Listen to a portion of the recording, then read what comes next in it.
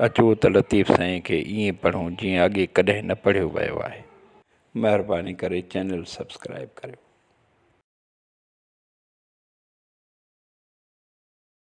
वरी हिकु नई ॻाल्हि ॿुधो।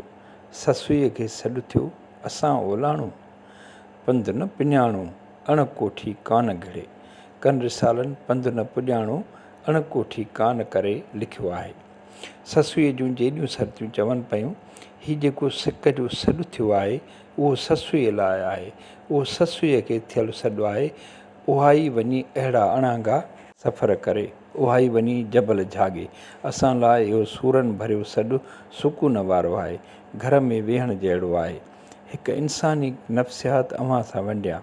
अव्हां कंहिंखे तकलीफ़ में ॾिसो त अव्हां जे लाशऊर में ॼणु हिकु अहिड़ी ख़ुशी जनम वठंदी, ॼणु की अव्हां खे आवाज़ु ईंदड़ हुजे त ख़ुशीअ जी ॻाल्हि आहे जो मां अहिड़ी तकलीफ़ में न आहियां। असांजो छा? जहिड़ियुनि शर्तुनि जो दलील त ॿुधो, लतीफ़ साईं जी ॻाल्हि त सम्झो। असांजो छा? ही पंधु पुॼाणे रखंदड़ नाहे, हिन जी पुॼाणी आहे ई कोन। ही अहिड़ो सफ़र आहे जो उठ ते वयलनि खे पहिरें पंधु वञी पहुचणो आहे, जेको नामुमकिन आहे। अहिड़ो सफ़र का अण कोठी जंहिंखे सॾु न थियलु हुजे, छो करे ऐं छा लाइ करे?